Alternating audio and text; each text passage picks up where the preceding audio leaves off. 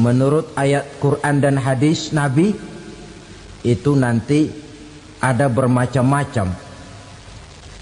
Ada orang beriman itu yang dimasukkan surga. Ada orang beriman itu yang dimasukkan ke dalam surga. Ada orang beriman itu yang disebut penduduk surga. Kenapa lain-lain, Pak? Karena waktu di dunia amalannya juga lain-lain. Ada orang beriman yang masuk surga. Ini paling murah tiketnya. Mau masuk surga? Kata Nabi begini, ma min abdin qala la ilaha illallah thumma mata ala dhalik illa dakhalal jannah. Kalau seorang hamba sudah mengucap dua kalimat syahadat, dia yakin dengan kebenaran kalimat itu sampai matinya, orang itu akan masuk surga. Abi Dzar yang waktu itu diajak bicara heran, ya Rasul kok gampang betul? Iya. Walaupun orang itu mencuri, iya. Walaupun orang itu berzina, iya. Biar dia mencuri, biar dia berzina, kalau dia sudah mengucap dua kalimat syahadat, dia yakin dengan kebenaran kalimat itu sampai matinya, itu orang akan masuk surga. Jadi masuk surga cukup dua kalimat syahadat, yakin sampai mati, masuk surga. Itu perkara masuk. Tapi kalau pertanyaannya diterusin, masuknya kapan, Pak?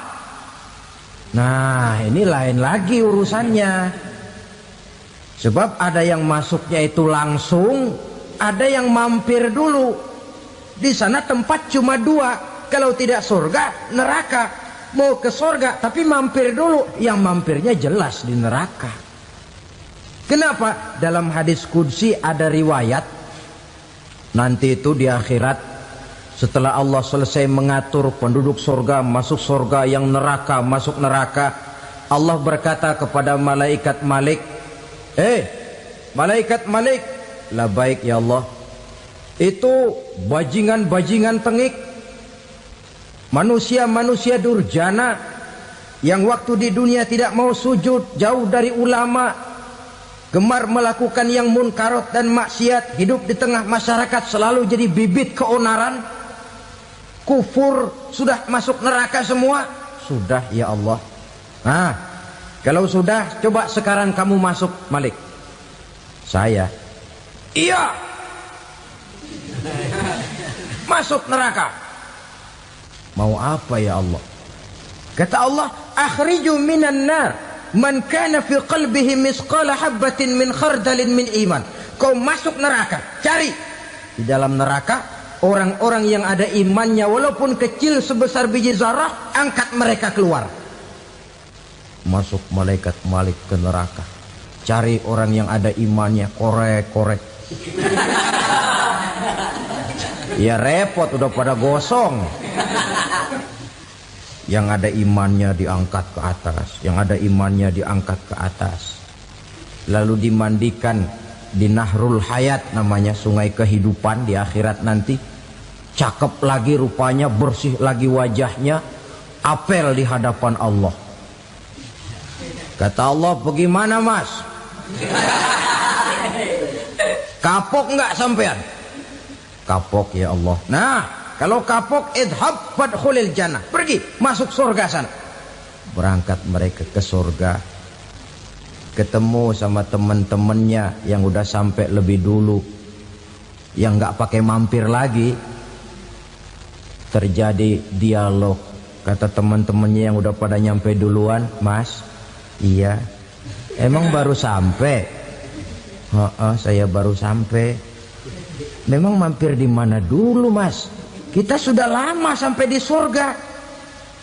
Saudara buka surah Al-Muddatsir ayat 34-35. Ma salakakum fis saqar? Kenapa kamu mampir di neraka Saqar? Qalu lam naku minal musallin. Mereka menjawab, kami mampir di neraka Saqar mas, gara-gara dulunya kami waktu di dunia ndak pernah sholat. Ndak pernah sholat? Ndak pernah. Kan rumahnya dekat masjid, cuma dekat doang mas. Sholat mah enggak saya. Enggak pernah ngasih makan fakir miskin, enggak pernah hadir di majelis taklim, pendeknya enggak pernah melakukan kebajikan, maka saya pun mampir di neraka sakor. Untung betul saya punya iman mas sedikit. Waktu hidup di dunia dulu saya pernah mengucap 2 kalimat syahadat, sekali-kalinya waktu mau kawin. Masya Allah. Untung saja kawin, kalau nggak kawin polos.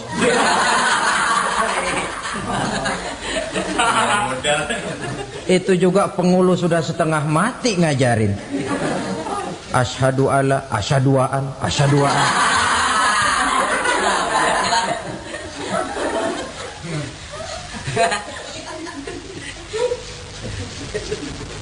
Ini namanya masuk surga, ada mampir dulu. Ada pula orang mukmin itu yang dimasukkan surga. Namanya dimasukkan kan terima beres. Saya masuk ke rumah, jalan sendiri, cari tempat sendiri. Saya dimasukkan ke dalam rumah, terima beres. Pokok ada di dalam, itu dimasukkan namanya. Nggak pakai mampir. Tapi tentu tiketnya lebih mahal ketimbang yang pertama tadi. Apa kata Allah? Innal ladzina amanu wa amilus salihat la ukaffiranna anhum sayyi'atihim wa la udkhilannahum jannah. Sesungguhnya orang-orang yang beriman kemudian beramal soleh, kami hapuskan segala dosa dan kesalahannya, kami masukkan mereka ke dalam surga. Lihat ayatnya, Allah yang memasukkan, kita yang dimasukkan. Tidak pakai transit, tidak usah mampir. Cuma tidak cukup syahadat, tidak cukup amanu, tapi diiringi dengan wa'amilus salih. Iman, amal. Tidak cukup syahadat, lalu dibuktikan dia sholat, dia zakat, puasa, lalu dia melakukan berbagai macam kebajikan. Ini yang menyebabkan dia tidak pakai mampir di tempat yang bernama sakor. Lalu ada pula orang mukmin itu yang disebut penduduk surga. Wah, ini sudah VIP ini. Ashabul jannah, penduduk surga. Siapa mereka? Kata Allah, innal ladzina amanu summa istaqamu fala khaufun 'alaihim wala hum yahzanun ulaika ashabul jannah hum fiha khalidun. Sesungguhnya orang-orang yang beriman lalu istiqamah, tetap dalam melaksanakan perintah Allah, tidak goyah, tidak labil tapi stabil, istiqamah, mereka tidak takut dan tidak bersedih hati. Merekalah penduduk surga. Iman, istiqamah. Tidak punya duit, sembayang. Banyak duit, sembayang. Miskin, sembayang. Kaya, tetap sembayang. Istiqamah. Kadang orang kalau susah rajin ke masjid, banyak duitnya ngelihat masjid melengos. Waktu miskin hamba Allah, setelah kaya jadi hamba harta. Bergeser, tidak ada nilai istiqomahnya. Saudara-saudara, dengan begitu penduduk neraka itu dua. Ada penduduk permanen, ada penduduk yang semi permanen. Yang semi permanen orang-orang beriman yang mempunyai dosa besar. Mereka masuk ke neraka untuk menerima azab sesuai dengan dosanya. Bila selesai masa azab itu, mereka akan diangkat untuk ditempatkan kembali ke dalam surganya Allah Subhanahu wa ta'ala.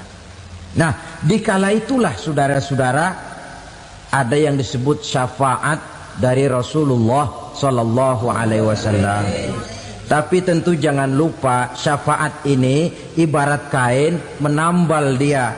Kita punya kain bolong-bolong sedikit, syafaat yang menambal. Solat kita ada kurang dikit, sedekah kita ada campur riak dikit, amalan kita ada tidak karena Allah dikit, kita berharap syafaat. Jadi biarlah kain masih bolong-bolong, yang penting punya kain. Tapi kalau kainnya tidak ada, yang ditambal apanya? sholat tidak, puasa tidak, zakat tidak, berharap syafaat saja.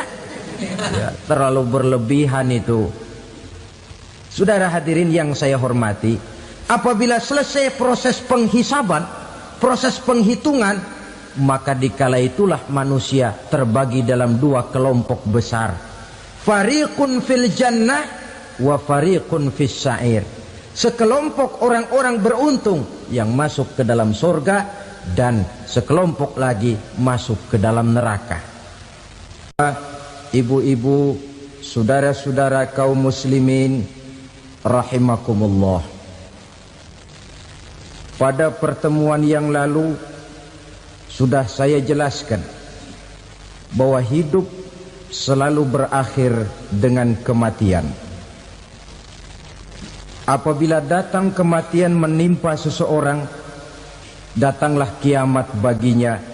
Itu yang disebut dengan kiamat kecil. Hakikatnya mati adalah perpindahan dari kehidupan di dunia ini menuju kehidupan di alam barzakh.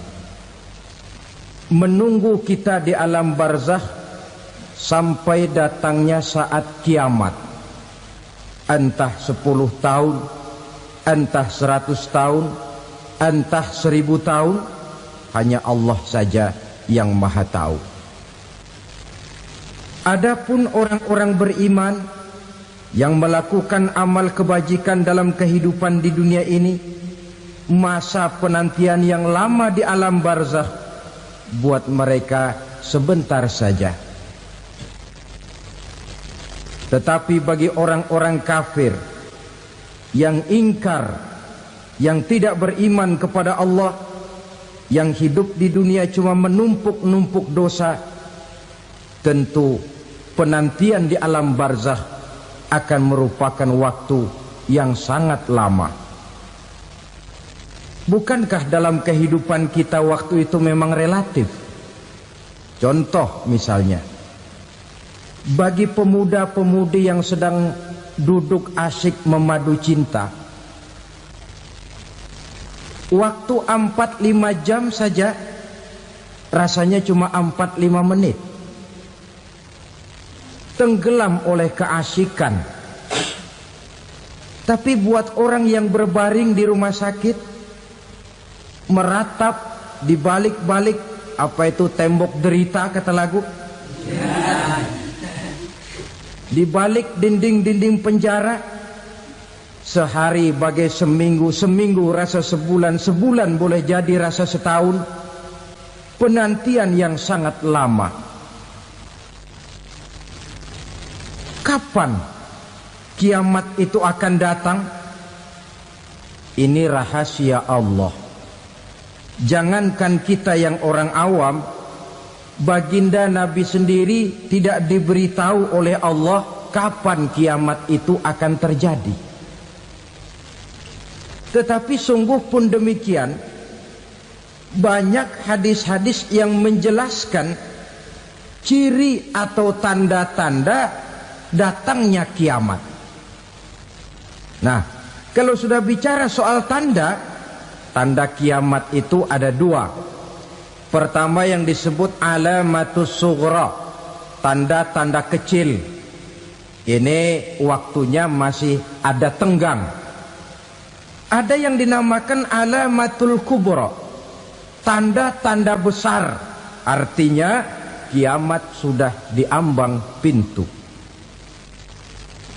Apa tanda-tanda kecil dari datangnya hari kiamat itu?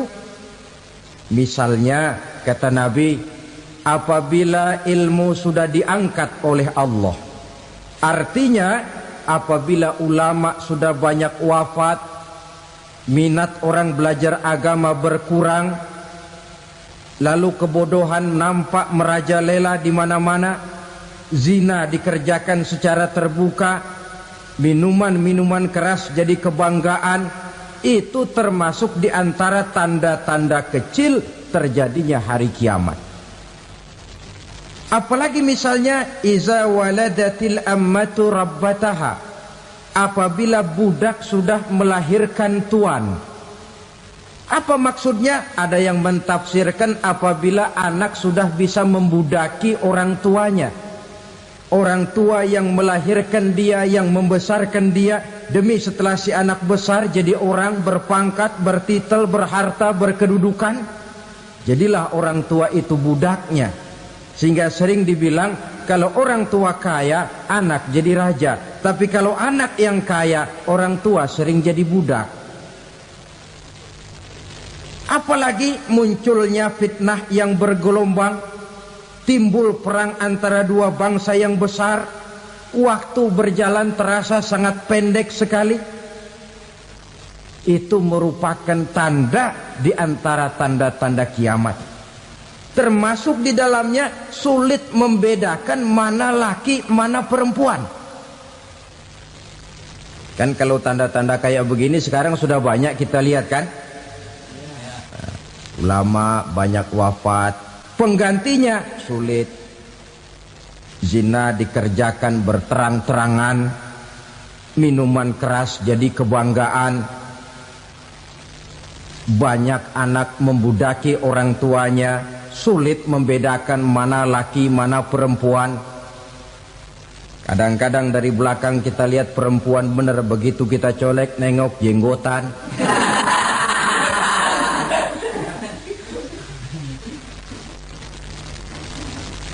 Ini termasuk tanda-tanda kecil. Masih ada tenggang sampai akan terjadinya kiamat itu. Nah, yang dimaksud dengan tanda-tanda besar, ini tanda besar artinya kiamat sudah di ambang pintu. Pertama, matahari terbit dari sebelah barat. Apabila matahari sudah terbit dari arah sebelah barat, tertutuplah sudah pintu taubat. Bersabda Nabi kita, la taqumus sa'atu hatta tatlu'a syamsu min maghribiha. Tidak akan datang hari kiamat sampai matahari terbit dari arah sebelah barat.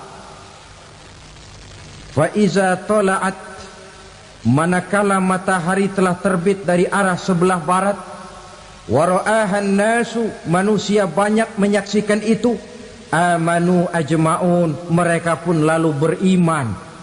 Yang tadinya kafir, yang tadinya ingkar, yang tadinya membangkang, setelah melihat matahari terbit dari sebelah barat, buru-buru beriman, berlomba-lomba mengucap dua kalimat syahadat.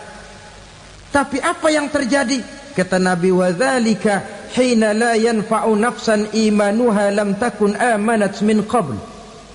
Hari itu adalah hari yang iman sudah tidak berguna lagi bagi seseorang apabila sebelumnya memang dia tidak pernah beriman. Au kasabat fi imaniha khaira, atau beriman tetapi tidak pernah melakukan kebajikan di dalam keimanannya itu. Hari yang sudah kasib, hari yang sudah terlambat, beriman tidak akan ada gunanya lagi. Ini pelajaran buat kita. Sebelum sang surya terbit dari sebelah barat, sebelum nafas sampai di tenggorokan, artinya pintu taubat masih terbuka.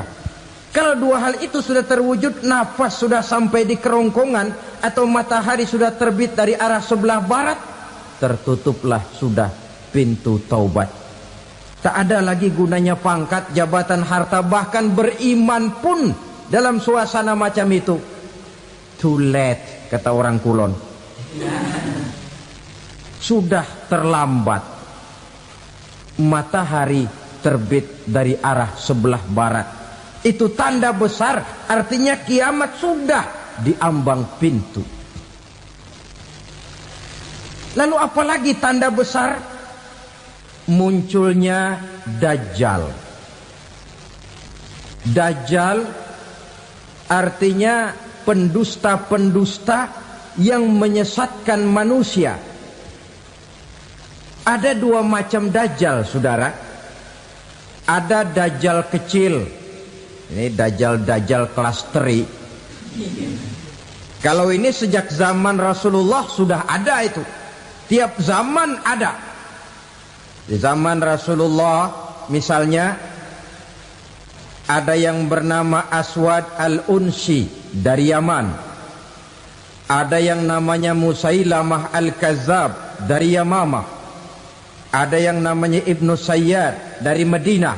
Ini dajjal-dajjal di zaman Rasul. Musailamatul Kazzab memproklamirkan diri jadi nabi dia. Di zaman Rasul masih hidup.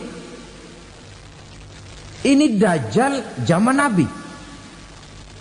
Di zaman sahabat muncul dajjal-dajjal. Di zaman kita sekarang ini dajjal-dajjal pun gentayangan. Dajjal-dajjal kelas teri. Kerjanya mendustakan manusia, menyesatkan manusia, memalingkan manusia dari jalan yang benar dan diridhoi oleh Allah Subhanahu wa taala. Adapun yang merupakan tanda besar dari datangnya kiamat, dajjal-dajjal kelas kakap. Pembohong-pembohong besar yang menyesatkan masyarakat manusia berpaling dari jalan Allah mengikuti jalan mereka. Apa sih ciri dajjal itu? Kata Nabi dalam hadis Bukhari Muslim, "Innad dajjala", sesungguhnya yang namanya dajjal itu yakhruju, satu saat akan muncul mendekati hari kiamat. Wa inna ma'ahu ma'an, si dajjal ini membawa air. Wa naran, dan juga membawa api. Dua simbol. Di tangan yang satu dia bawa air, di tangan yang satu dia bawa api. Wa ammal ladzi yarahu an-nasu ma'an fanarun, adapun yang orang banyak lihat air, hakikatnya adalah api. Yang dilihat api, hakikatnya adalah air. Oleh sebab itu, kalau api yang ditawarkan, ambillah air. Kalau air yang ditawarkan, pilihlah api. Maksudnya apa ini? Ini bahasa simbol, saudara-saudara. Dajjal bicaranya seolah-olah untuk kepentingan manusia. Menawarkan surga. Surga yang dia tawarkan hakikatnya neraka. Hai manusia, kalau kau mau bahagia, jangan dekat-dekat dengan agama. Solat itu tidak efektif dan efisien, tidak produktif dari segi ekonomi itu. Menghadiri majelis taklim cuma buang-buang waktu. Tahajud, tasbih, tahlil, baca Quran, apa itu? Pekerjaan mubazir saja.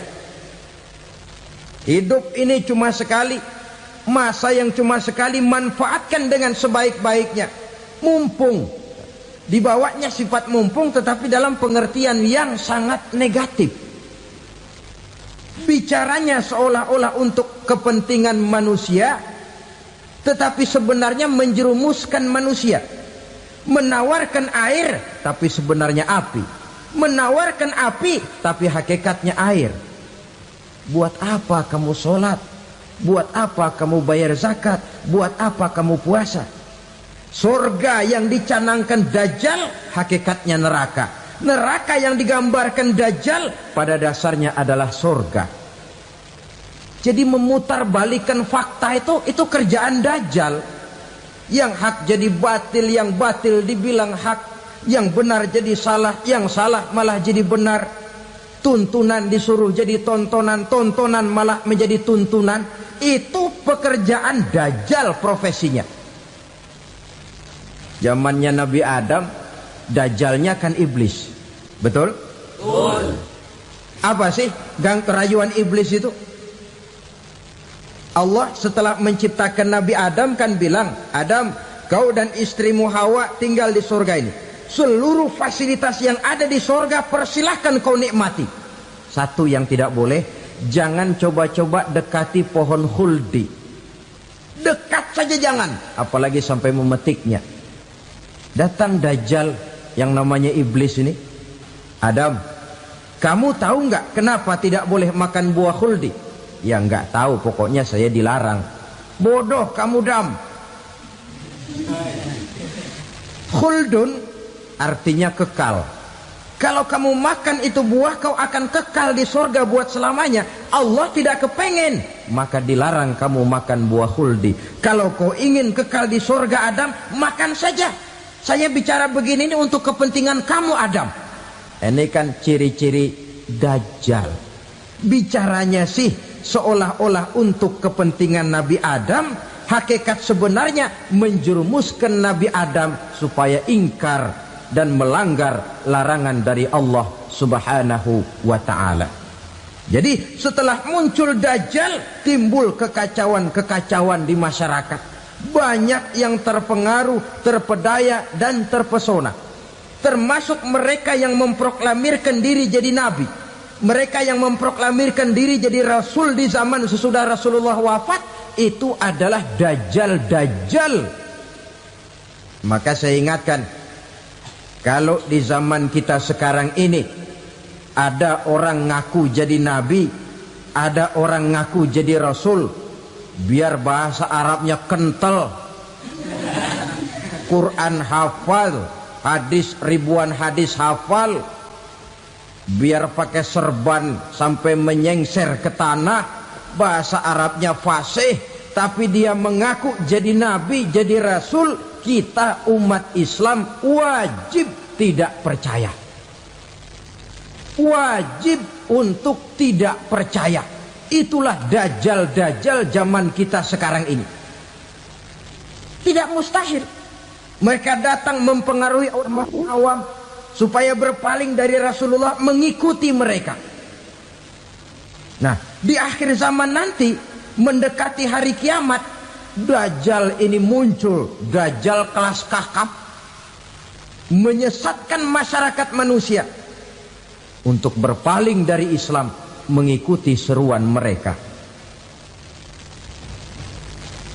Apalagi di antara datangnya kiamat itu, tanda yang besar itu, turunnya Nabiullah Isa Al-Masih, putra Maryam. Menurut berbagai hadis yang sahih, Nabi Isa Al-Masih nanti akan turun lagi. Tidak membawa risalah yang baru, tapi meluruskan risalah Islam ini yang telah banyak ditinggalkan oleh masyarakat.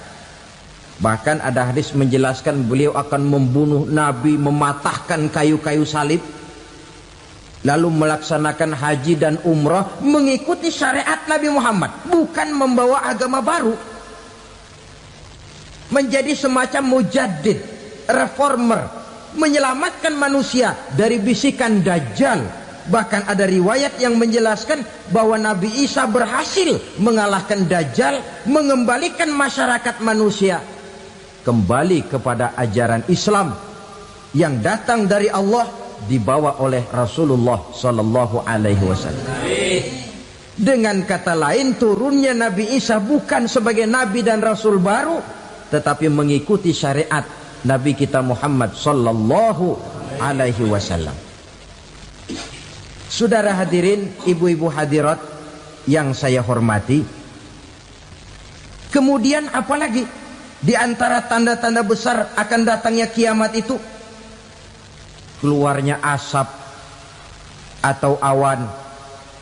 Kata Nabi, inna min asratis sa'ah dukhanan yamla'u ma bainal masyriqi wal maghrib. Di antara tanda-tanda kiamat, munculnya awan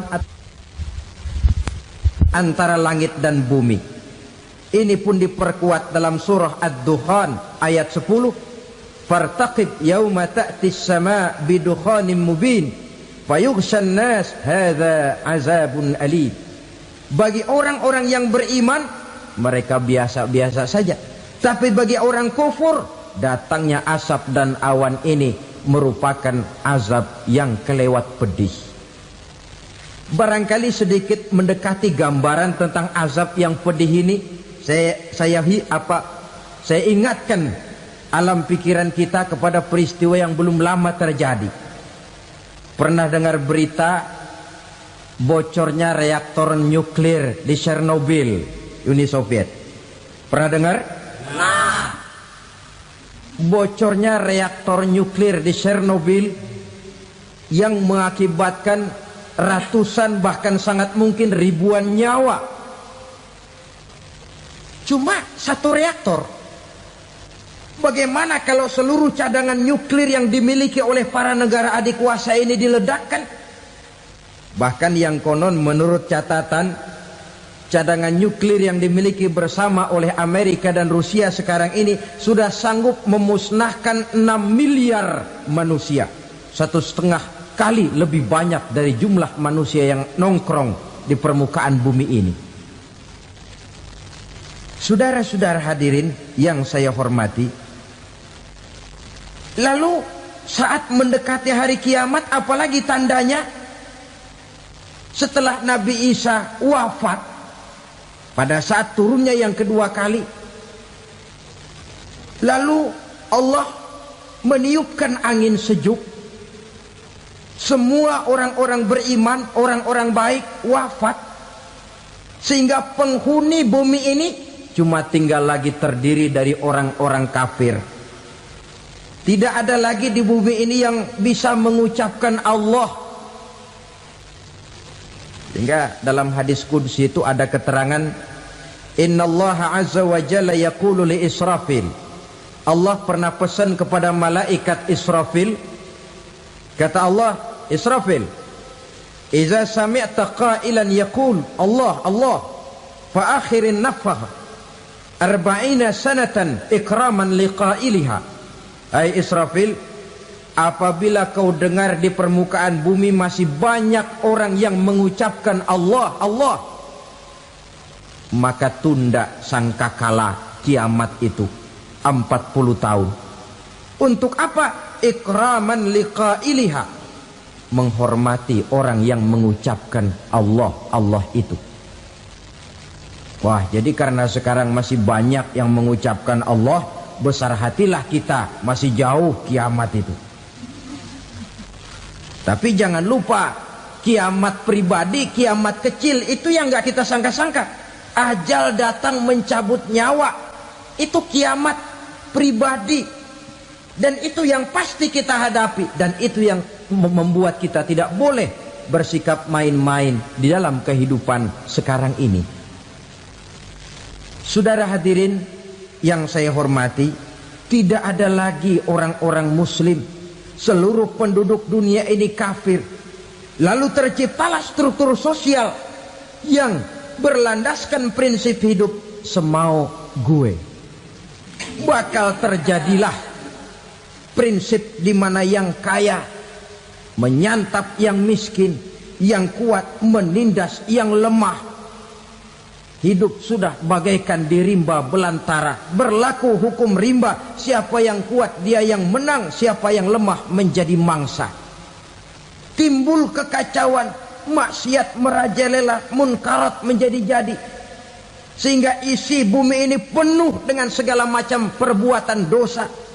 Tidak ada perlunya lagi alam diperpanjang temponya.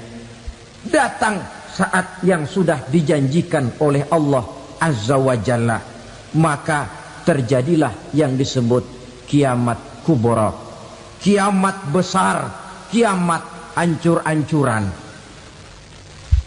Bagaimana kejadian ini dimulai? Dalam surah Az-Zumar ayat 68, Allah Subhanahu wa taala berfirman, wa nufikha fis-suri fasa'iqa man fis samawati wa man fil ardi illa man sya'allahu. Maka manakala ditiuplah sangkakala, terkejutlah seluruh yang ada di langit dan seluruh yang ada di bumi. Bila saat kiamat datang, Allah perintah malaikat Israfil, Israfil, tiup sangkakalamu. Ditiuplah sangkakala oleh malaikat Israfil. Yang akibat daripada tiupan itu, seluruh yang ada di langit, seluruh yang ada di permukaan bumi terkejut. Yang ada di langit siapa? Malaikat kan. Bayangin aja kalau malaikat kaget, apalagi kita.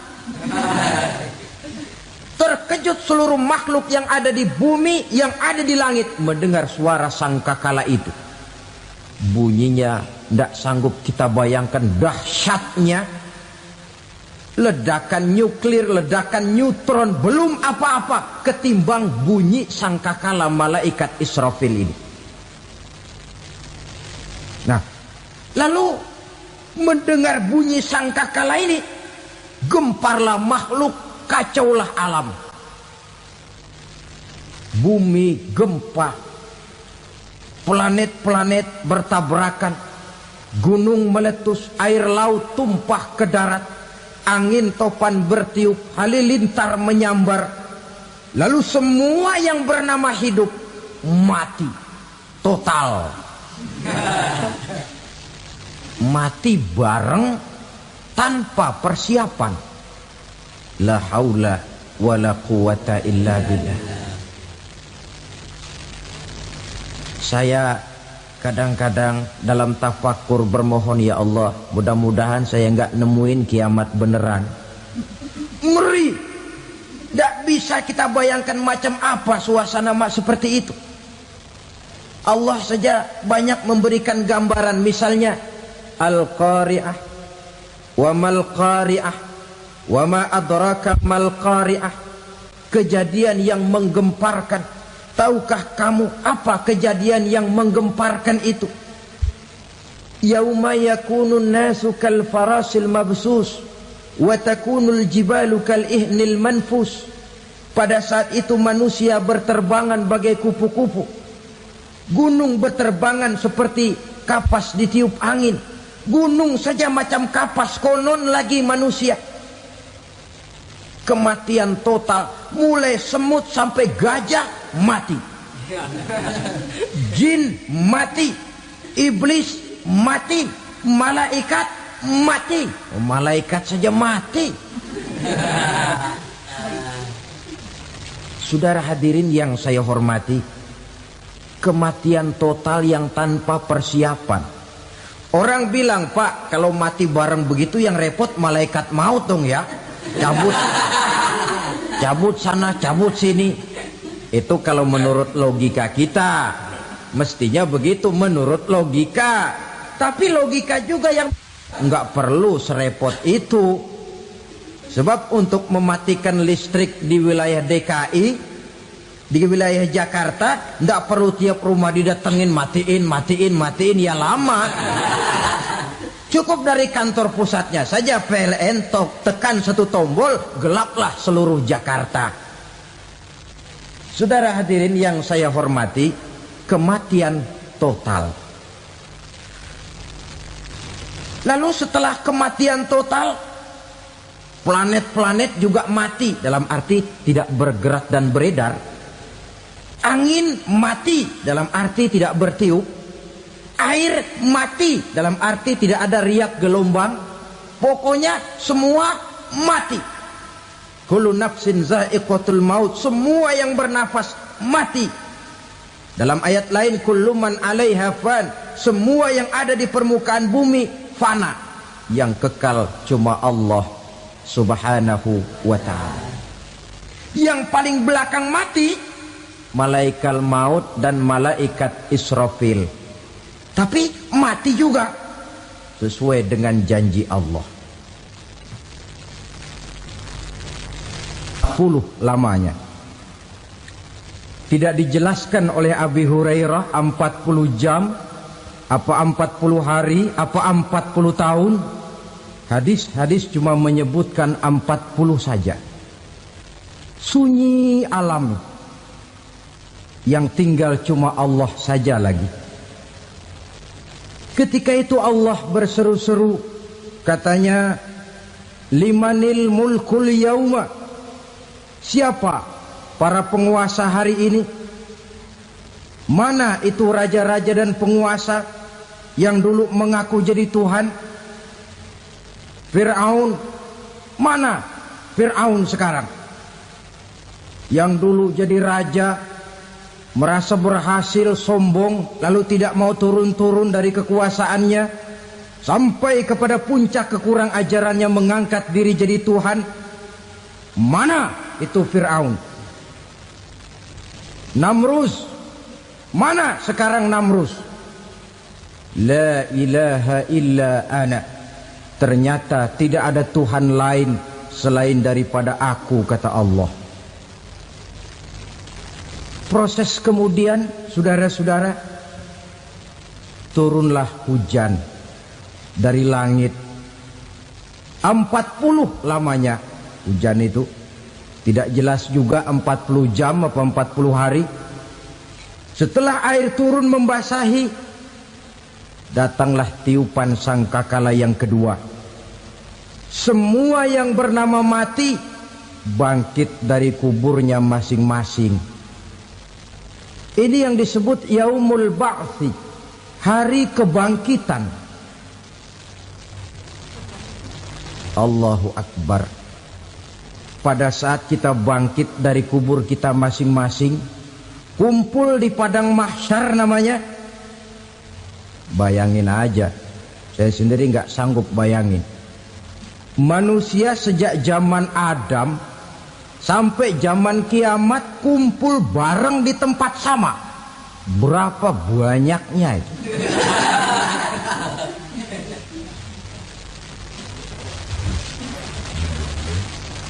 Dan yang luar biasa menurut satu riwayat, pada saat bangkit itu, Masya Allah, roman muka kita berubah,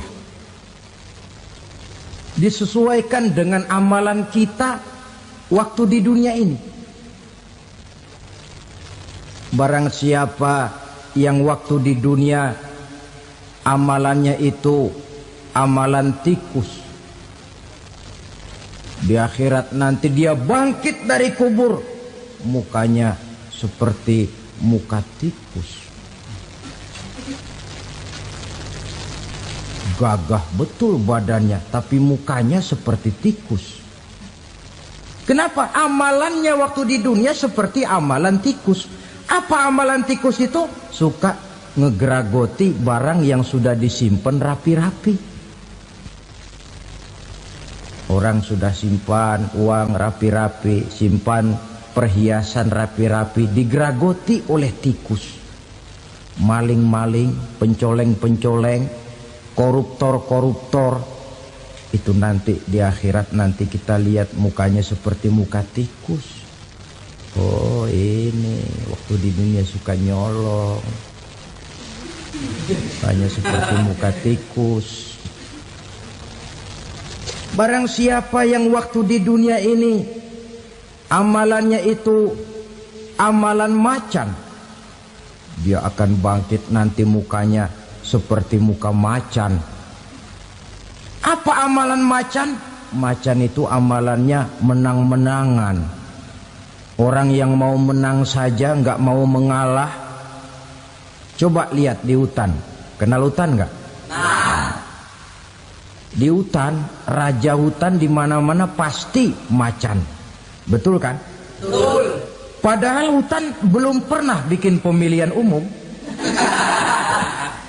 Tapi macan tidak peduli ada pemilihan umum apa tidak, pokok saya raja. Sebab apa? Macan jadi raja itu bukan karena benar, tapi karena kuat jadi raja. Setelah dia jadi raja, rakyat hutan yang mesti dilindungi malah dimakan oleh raja macan. Kambing rakyat hutan dimakan oleh macan. Ayam rakyat hutan dimakan oleh macan. Itu nanti kita lihat di akhirat itu mukanya seperti muka macan, gagah betul. Lalu barang siapa yang di dunia ini amalannya itu seperti amalan anjing, nanti dia punya muka seperti muka anjing. Apa amalan anjing? Pertama, anjing itu kalau disuruh jaga rumah, dia tidak bisa membedakan mana maling, mana tamu. Biar yang datang maling, kalau bawa tulang, anjing kalem.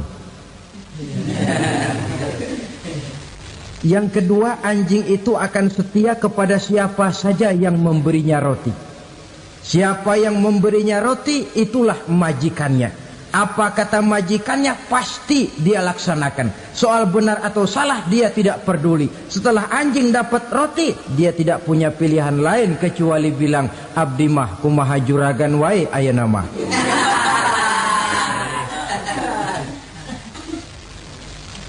Saudara hadirin yang saya hormati, berkumpul di padang mahsyar, tiap orang sibuk dengan persoalannya masing-masing. Matahari waktu itu didekatkan oleh Allah. Panas luar biasa.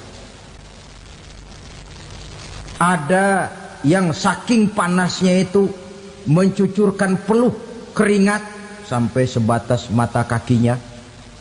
Ada yang keringatnya sampai sedengkulnya. Ada yang keringatnya sampai sepusatnya. Ada yang keringatnya mengalir sampai sebahunya. Ada yang kelelap oleh keringatnya sendiri, sementara orang di sampingnya nggak apa-apa. Bergantung lagi amalan dia waktu di dunia ini. Saudara-saudara, sebagian orang dalam kepanikan padang mahsyar berombong-rombong datang mereka menghadap Nabi Adam. Ya Adam, anta abal bashar. Hai Adam, Tuhan adalah bapak moyang manusia. Kami sebentar lagi akan disidang, dimintakan pertanggungan jawab. Tolonglah kami, hai Adam. Kata Nabi Adam, jangankan nolongin sampean, saya sendiri tanggung jawab di hadapan Allah ketika dulu tidak boleh makan khuldi, saya serobot. Sudahlah, urus diri masing-masing saja, nafsi. Begitu kata Nabi Nuh, begitu kata Nabi Ibrahim. Tiap orang bertanggung jawab sendiri-sendiri. Ketika itulah saudara-saudara, nikmatnya menjadi umat Nabi besar Muhammad sallallahu alaihi wasallam. Sebab apa? Walaupun menurut abjad kita ini umat paling belakang, paling belakang kita ini toh, karena Nabi Muhammad adalah Nabi akhir. Tapi akan dihisap lebih dulu, lewat di atas sirat lebih dulu, masuk surga lebih dahulu ketimbang umat-umat belakangan. Ketika Rasul mendekati ajal, beliau tanyakan itu kepada malaikat Jibril. Malaikat Jibril berkata, Muhammad jangan khawatir, Allah sudah berjanji, inni haramtul jannata ala sairil anbiya hatta tadkhulaha anta, wa haramtuha ala sairil umami hatta tadkhulaha ummatuka. Surga aku haramkan buat seluruh nabi kecuali kalau engkau Muhammad sudah masuk ke dalamnya, dan surga aku haramkan buat seluruh umat kecuali kalau umatmu Muhammad sudah masuk ke dalamnya. Logikanya, walaupun menurut abjad kita umat paling belakang, bakal dihisap paling dulu, lewat di atas sirat paling dulu, masuk surga paling dulu, kalau mampir ke neraka juga paling dulu. Ya resiko. Jangan mau enaknya aja paling dulu. Saudara hadirin yang saya hormati, setelah masa kebangkitan itu jangan dikira begitu bangkit langsung diperiksa.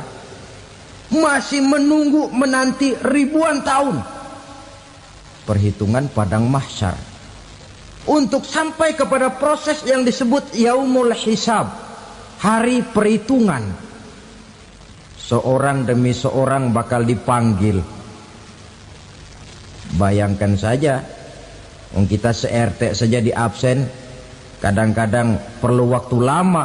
Ini manusia sejak zaman Nabi Adam sampai datang hari kiamat, satu demi satu disidang di hadapan Qadhi Rabbul Jalil. Status sosial copot sudah waktu itu. Yang pernah jadi hartawan di situ tidak lagi kelihatan kehartawanannya.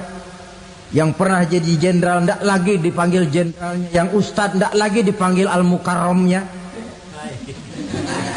Seluruh status sosial selesai.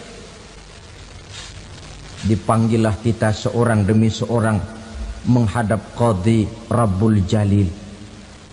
Bagaimana proses penghisaban itu? Pertama, proses tanya jawab. Di antaranya ada hadis menyatakan, lan tazula qadama 'abdin yaumal qiyamah hatta yus'ala an arba'i khisalin. Besok di hari kiamat tidak akan bergeser telapak kaki seorang hamba sampai dia ditanya lebih dulu tentang 4 persoalan. Tentang ilmunya, kemana ilmu itu diamalkan.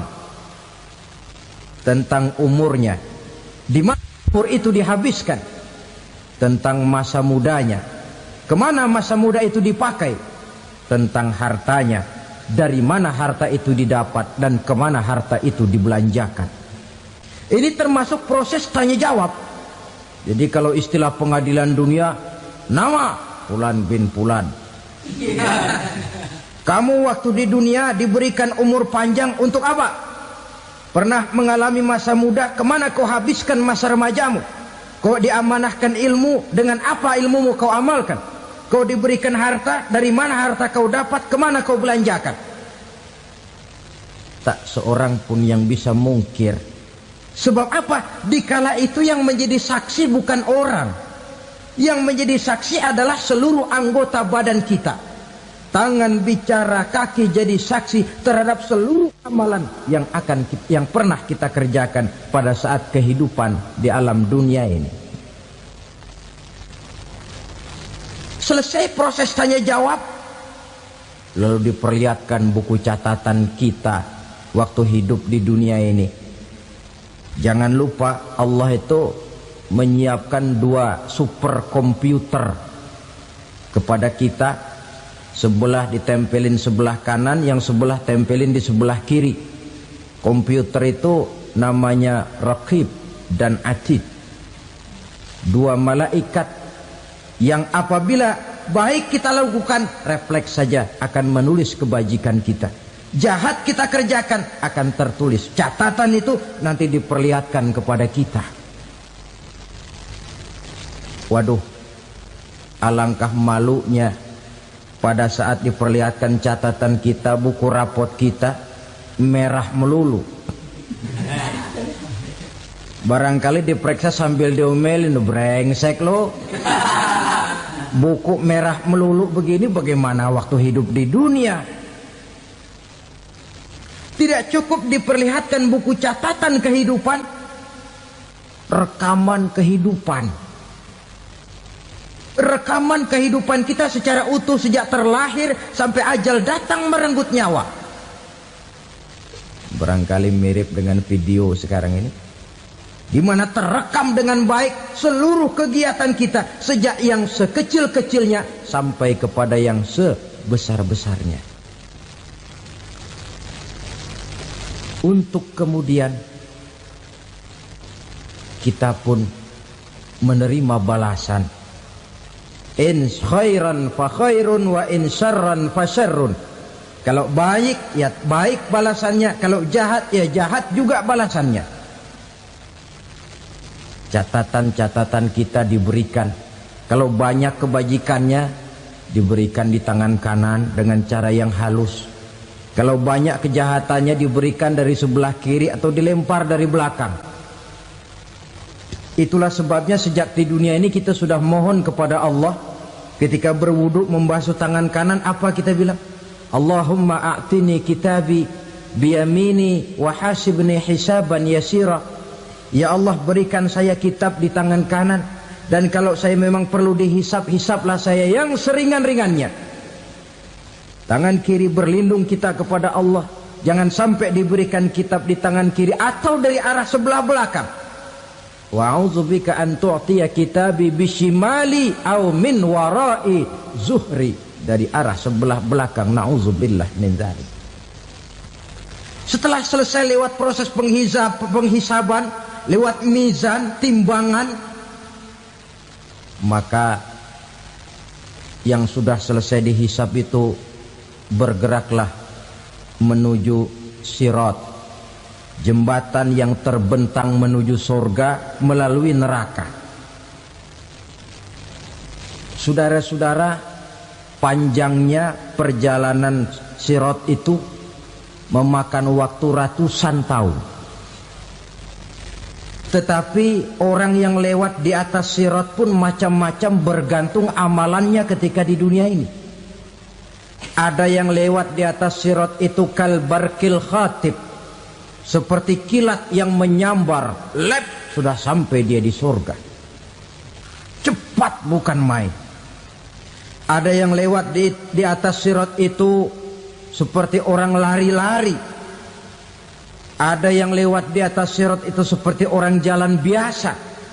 Ada yang sambil merangkak, ada yang sambil ngesor, ada yang sambil gelayutan, ada yang selamat sampai ke ujung ke surga, ada yang tergelincir jatuh masuk ke dalam neraka, bergantung amalannya dalam kehidupan di dunia sekarang ini. Tiap kita akan melewati yang namanya sirat ini. Saudara-saudara kaum muslimin yang saya hormati, dengan demikian mereka yang selamat melalui sirat sampai ke terminal akhir surga, mereka yang ketika dihisab ternyata banyak kejahatannya daripada kebaikannya, mereka singgah di dalam neraka. Nah, adapun orang-orang yang beriman menurut ayat Quran dan hadis Nabi itu nanti ada bermacam-macam. Ada orang beriman itu yang dimasukkan surga. Ada orang beriman itu yang dimasukkan ke dalam surga. Ada orang beriman itu yang disebut penduduk surga. Kenapa lain-lain, Pak? Karena waktu di dunia amalannya juga lain-lain.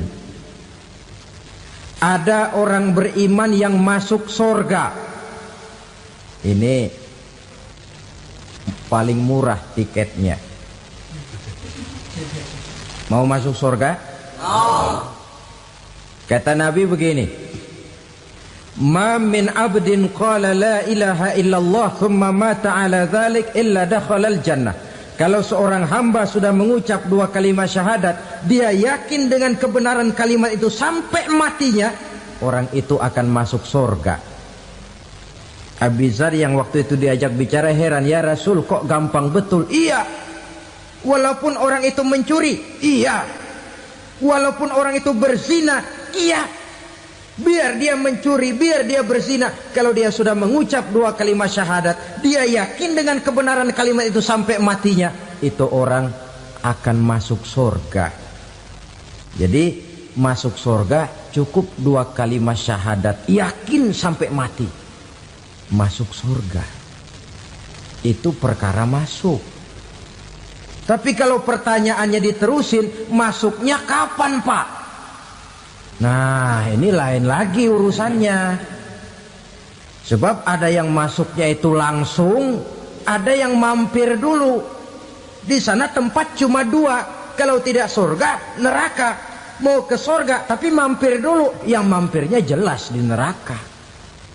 Kenapa? Dalam hadis qudsi ada riwayat, nanti itu di akhirat, setelah Allah selesai mengatur penduduk surga masuk surga, yang neraka masuk neraka, Allah berkata kepada malaikat Malik, malaikat Malik, labaik ya Allah. Itu bajingan-bajingan tengik, manusia-manusia durjana yang waktu di dunia tidak mau sujud, jauh dari ulama, gemar melakukan yang munkarat dan maksiat, hidup di tengah masyarakat selalu jadi bibit keonaran, kufur, sudah masuk neraka semua. Sudah ya Allah. Nah, kalau sudah, coba sekarang kamu masuk, Malik. Saya, iya, masuk neraka. Mau apa ya Allah? Kata Allah, akhriju minan nar man kana fi qalbihi misqala habbatin min khardalin min iman. Kau masuk neraka, cari di dalam neraka orang-orang yang ada imannya walaupun kecil sebesar biji zarah, angkat mereka keluar. Masuk malaikat Malik ke neraka, cari orang yang ada imannya, korek-korek. Ya repot, udah pada gosong. Yang ada imannya diangkat ke atas, yang ada imannya diangkat ke atas, lalu dimandikan di Nahrul Hayat, namanya sungai kehidupan di akhirat nanti. Cakep lagi rupanya, bersih lagi wajahnya, apel di hadapan Allah. Kata Allah, bagaimana mas? Kapok nggak sampean? Kapok ya Allah. Nah, kalau kapok, idhab fadkhulil jannah, pergi masuk surga sana. Berangkat mereka ke surga. ketemu sama teman-temannya yang udah sampai lebih dulu, yang nggak pakai mampir lagi. Terjadi dialog. Kata teman-temannya yang udah pada nyampe duluan, Mas, iya, emang baru sampai? Saya baru sampai. Memang mampir di mana dulu, Mas? Kita sudah lama sampai di surga. Saudara buka surah Al-Muddatsir ayat 34-35. Ma salakakum fis saqar? Kenapa kamu mampir di neraka Saqar? Qalu lam naku minal musallin. Mereka menjawab, kami mampir di neraka Saqar, Mas, gara-gara dulunya kami waktu di dunia ndak pernah sholat. Ndak pernah sholat? Ndak pernah. Kan rumahnya dekat masjid. Cuma dekat doang, Mas. Sholat mah enggak saya. Enggak pernah ngasih makan fakir miskin, enggak pernah hadir di majelis taklim, pendeknya enggak pernah melakukan kebajikan, maka saya pun mampir di neraka Saqar. Untung betul saya punya iman, Mas, sedikit. Waktu hidup di dunia dulu saya pernah mengucap 2 kalimat syahadat, sekali-kalinya waktu mau kawin. Masya Allah. Untung saja kawin. Kalau nggak kawin polos.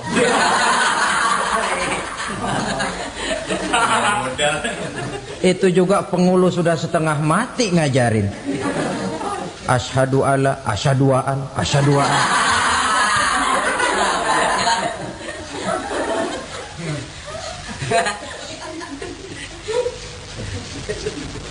Ini namanya masuk surga, ada mampir dulu.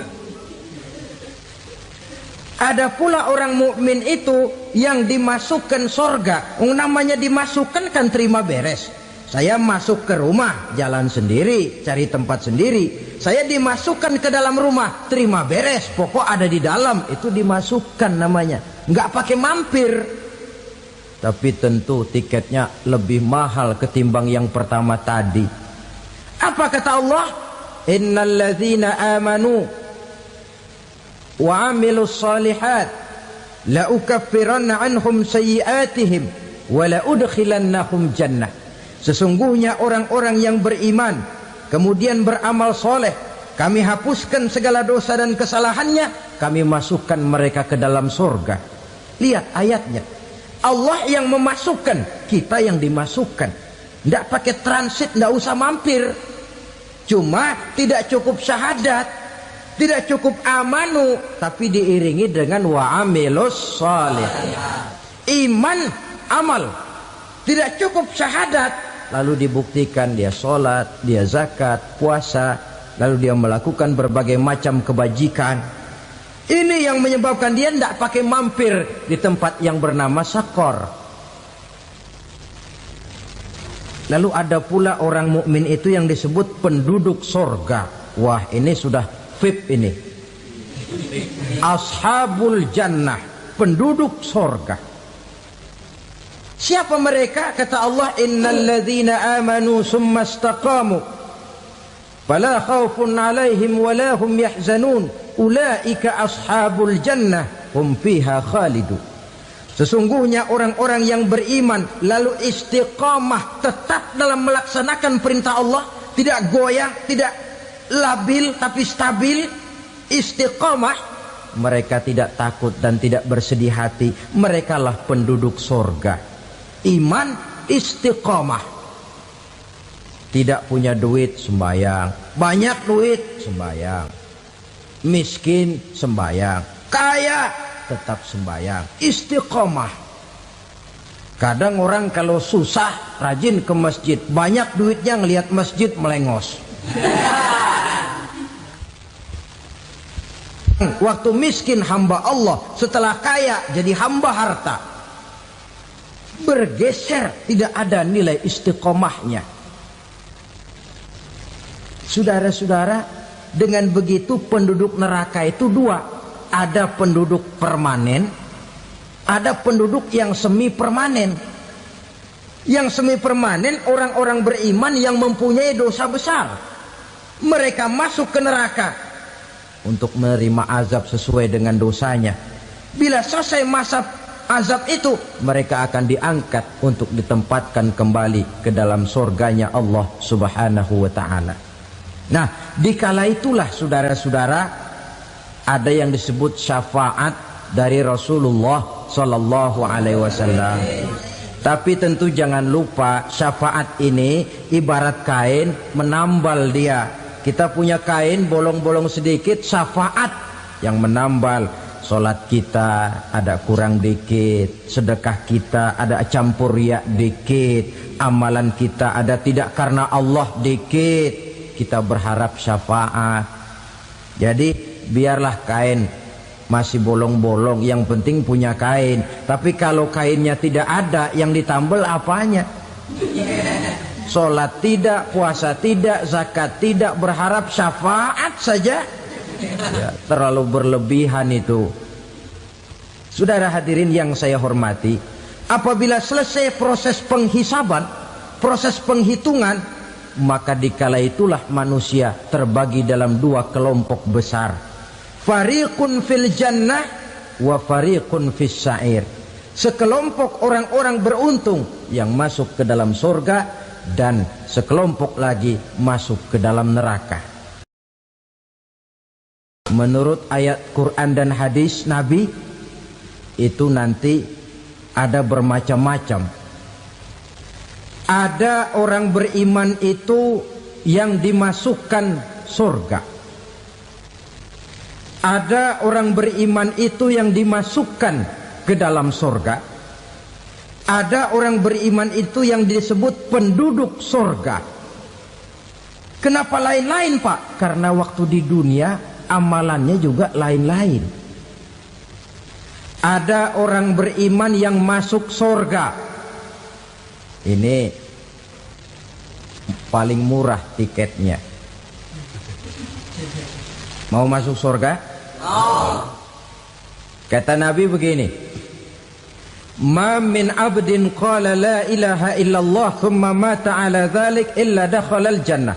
Kalau seorang hamba sudah mengucap dua kalimat syahadat, dia yakin dengan kebenaran kalimat itu sampai matinya, orang itu akan masuk surga. Abi Dzar yang waktu itu diajak bicara heran, ya Rasul kok gampang betul? Iya. Walaupun orang itu mencuri, iya. Walaupun orang itu berzina, iya. Biar dia mencuri, biar dia berzina, kalau dia sudah mengucap dua kalimat syahadat, dia yakin dengan kebenaran kalimat itu sampai matinya, itu orang akan masuk surga.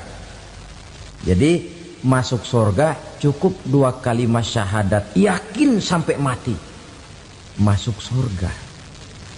Itu perkara masuk. Tapi kalau pertanyaannya diterusin, masuknya kapan, Pak? Nah, ini lain lagi urusannya. Sebab ada yang masuknya itu langsung, ada yang mampir dulu. Di sana tempat cuma dua, kalau tidak surga, neraka. Mau ke surga tapi mampir dulu, yang mampirnya jelas di neraka. Kenapa? Dalam hadis qudsi ada riwayat, nanti itu di akhirat, setelah Allah selesai mengatur penduduk surga masuk surga, yang neraka masuk neraka, Allah berkata kepada malaikat Malik, malaikat Malik, labaik ya Allah. Itu bajingan-bajingan tengik, manusia-manusia durjana yang waktu di dunia tidak mau sujud, jauh dari ulama, gemar melakukan yang munkarat dan maksiat, hidup di tengah masyarakat selalu jadi bibit keonaran, kufur, sudah masuk neraka semua. Sudah ya Allah. Nah, kalau sudah, coba sekarang kamu masuk, Malik. Saya, iya, masuk neraka. Mau apa ya Allah? Kata Allah, akhriju minan nar man kana fi qalbihi misqala habbatin min khardalin min iman. Kau masuk neraka, cari di dalam neraka orang-orang yang ada imannya walaupun kecil sebesar biji zarah, angkat mereka keluar. Masuk malaikat Malik ke neraka, cari orang yang ada imannya, korek-korek. Ya repot, udah pada gosong. Yang ada imannya diangkat ke atas, yang ada imannya diangkat ke atas. Lalu dimandikan di Nahrul Hayat, namanya sungai kehidupan di akhirat nanti. Cakep lagi rupanya, bersih lagi wajahnya, apel di hadapan Allah. Kata Allah, bagaimana mas? Kapok nggak sampean? Kapok ya Allah. Nah, kalau kapok, idhab fadkhulil jannah, pergi masuk surga sana. Berangkat mereka ke surga, ketemu sama teman-temannya yang udah sampai lebih dulu, yang nggak pakai mampir lagi. Terjadi dialog. Kata teman-temannya yang udah pada nyampe duluan, mas, iya, emang baru sampai? Saya baru sampai. Memang mampir di mana dulu mas? Kita sudah lama sampai di surga. Saudara buka surah Al-Muddathir ayat 34-35. Ma salakakum fis saqar? Kenapa kamu mampir di neraka Saqar? Qalu lam nakum minal musallin. Mereka menjawab, kami mampir di neraka Saqar mas, gara-gara dulunya kami waktu di dunia tidak pernah sholat. Tidak pernah sholat? Tidak pernah. Kan rumahnya dekat masjid, cuma dekat doang mas. Sholat mah enggak saya. Enggak pernah ngasih makan fakir miskin, enggak pernah hadir di majelis taklim, pendeknya enggak pernah melakukan kebajikan. Maka saya pun mampir di neraka Saqar. Untung betul saya punya iman mas, sedikit. Waktu hidup di dunia dulu saya pernah mengucap 2 kalimat syahadat, sekali-kalinya waktu mau kawin. Masya Allah. Untung saja kawin, kalau nggak kawin polos.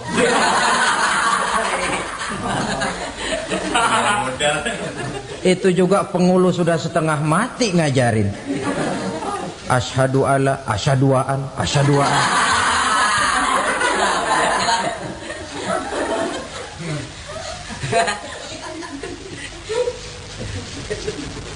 Ini namanya masuk surga, ada mampir dulu. Ada pula orang mukmin itu yang dimasukkan surga. Namanya dimasukkan kan terima beres.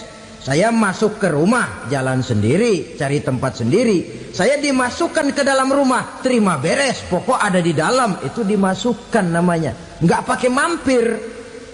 Tapi tentu tiketnya lebih mahal ketimbang yang pertama tadi. Apa kata Allah? Innal ladzina amanu wa amilus salihat la ukaffiranna anhum sayyi'atihim wa la udkhilannahum jannah. Sesungguhnya orang-orang yang beriman kemudian beramal soleh, kami hapuskan segala dosa dan kesalahannya, kami masukkan mereka ke dalam surga. Lihat ayatnya, Allah yang memasukkan, kita yang dimasukkan. Tidak pakai transit, tidak usah mampir. Cuma tidak cukup syahadat, tidak cukup amanu, tapi diiringi dengan wa'amilus salih. Iman, amal. Tidak cukup syahadat, lalu dibuktikan dia sholat, dia zakat, puasa, lalu dia melakukan berbagai macam kebajikan. Ini yang menyebabkan dia tidak pakai mampir di tempat yang bernama Saqar. Lalu ada pula orang mukmin itu yang disebut penduduk surga. Wah, ini sudah VIP ini. Ashabul jannah, penduduk surga. Siapa mereka? Kata Allah, innal ladzina amanu summa istaqamu fala khaufun 'alaihim wala hum yahzanun ulaika ashabul jannah hum fiha khalidun. Sesungguhnya orang-orang yang beriman lalu istiqamah, tetap dalam melaksanakan perintah Allah, tidak goyah, tidak labil tapi stabil, istiqamah, mereka tidak takut dan tidak bersedih hati. Merekalah penduduk surga. Iman, istiqamah. Tidak punya duit, sembayang. Banyak duit, sembayang. Miskin, sembayang. Kaya, tetap sembahyang, istiqomah. Kadang orang kalau susah rajin ke masjid, banyak duitnya ngelihat masjid melengos. waktu miskin hamba Allah, setelah kaya jadi hamba harta. Bergeser, tidak ada nilai istiqomahnya. Saudara-saudara, dengan begitu penduduk neraka itu dua. Ada penduduk permanen, ada penduduk yang semi permanen. Yang semi permanen orang-orang beriman yang mempunyai dosa besar.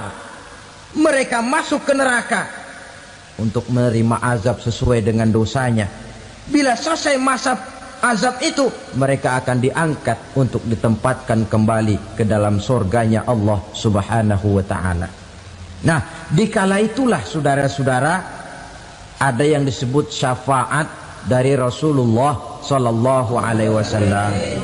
Tapi tentu jangan lupa, syafaat ini ibarat kain menambal dia. Kita punya kain bolong-bolong sedikit, syafaat yang menambal. Solat kita ada kurang dikit, sedekah kita ada campur riak dikit, amalan kita ada tidak karena Allah dikit. Kita berharap syafaat. Jadi biarlah kain masih bolong-bolong, yang penting punya kain. Tapi kalau kainnya tidak ada, yang ditambal apanya? Sholat tidak, puasa tidak, zakat tidak, berharap syafaat saja. Ya, terlalu berlebihan itu. Saudara hadirin yang saya hormati, apabila selesai proses penghisaban, proses penghitungan, maka dikala itulah manusia terbagi dalam dua kelompok besar.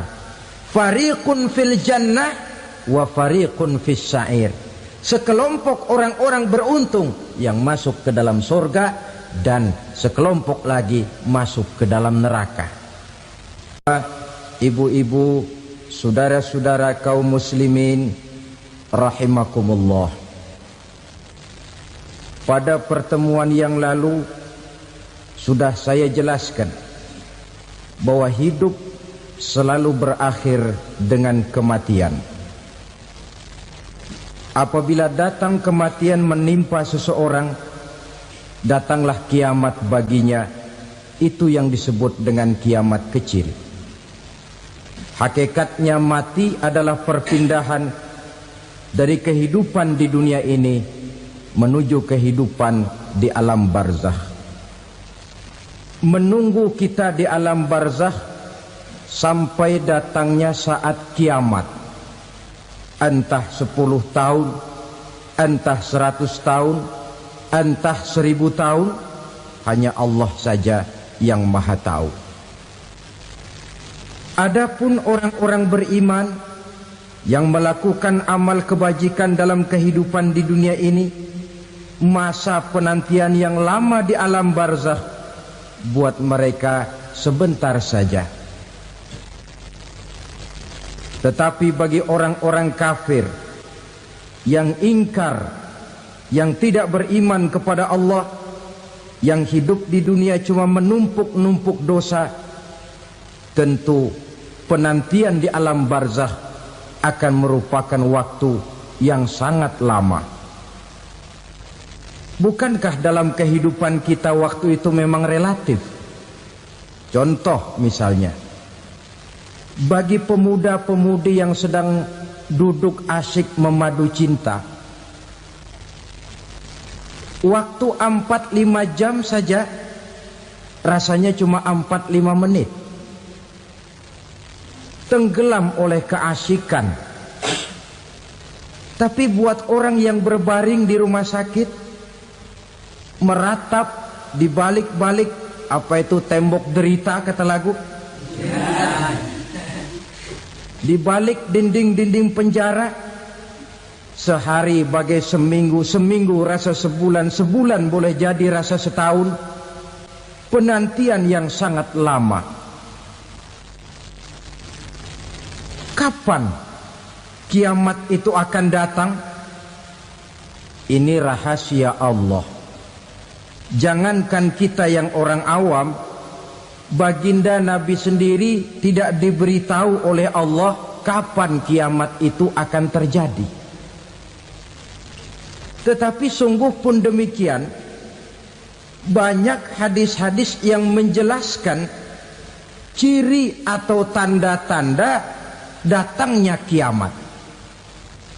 Nah, kalau sudah bicara soal tanda kiamat itu ada dua. Pertama yang disebut alamatus sughra, tanda-tanda kecil. Ini waktunya masih ada tenggang. Ada yang dinamakan alamatul kubra, tanda-tanda besar. Artinya kiamat sudah diambang pintu.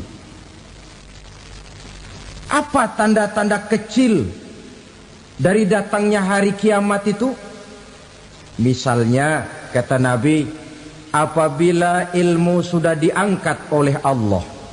Artinya apabila ulama sudah banyak wafat, minat orang belajar agama berkurang, lalu kebodohan nampak merajalela di mana-mana, zina dikerjakan secara terbuka, minuman-minuman keras jadi kebanggaan, itu termasuk di antara tanda-tanda kecil terjadinya hari kiamat.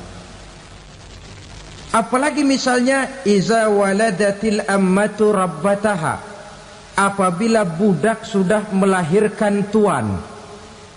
Apa maksudnya? Ada yang mentafsirkan apabila anak sudah bisa membudaki orang tuanya. Orang tua yang melahirkan dia, yang membesarkan dia, demi setelah si anak besar jadi orang berpangkat, bertitel, berharta, berkedudukan, jadilah orang tua itu budaknya. Sehingga sering dibilang kalau orang tua kaya, anak jadi raja. Tapi kalau anak yang kaya, orang tua sering jadi budak. Apalagi munculnya fitnah yang bergelombang, timbul perang antara dua bangsa yang besar, waktu berjalan terasa sangat pendek sekali. Itu merupakan tanda di antara tanda-tanda kiamat. Termasuk di dalamnya sulit membedakan mana laki, mana perempuan. Kan kalau tanda-tanda kayak begini sekarang sudah banyak kita lihat kan. Ulama banyak wafat, penggantinya sulit. Zina dikerjakan berterang-terangan, minuman keras jadi kebanggaan, banyak anak membudaki orang tuanya, sulit membedakan mana laki mana perempuan. Kadang-kadang dari belakang kita lihat perempuan bener, begitu kita colek nengok jenggotan.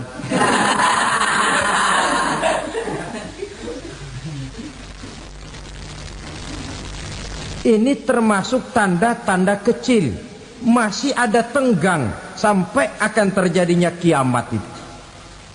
Nah, yang dimaksud dengan tanda-tanda besar, ini tanda besar artinya kiamat sudah diambang pintu. Pertama, matahari terbit dari sebelah barat.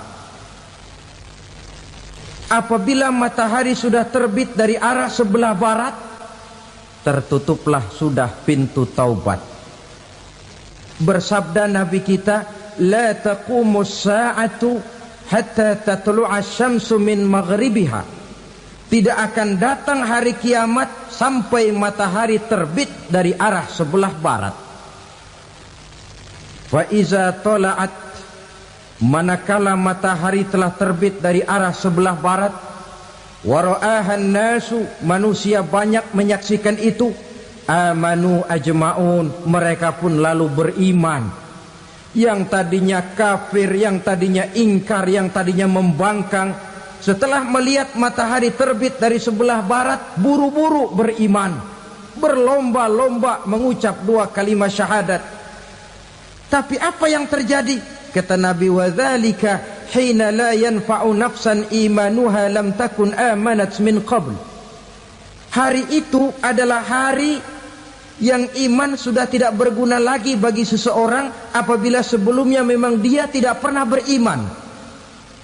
Au kasabat fi imaniha khaira, atau beriman tetapi tidak pernah melakukan kebajikan di dalam keimanannya itu. Hari yang sudah kasib, hari yang sudah terlambat, beriman tidak akan ada gunanya lagi. Ini pelajaran buat kita.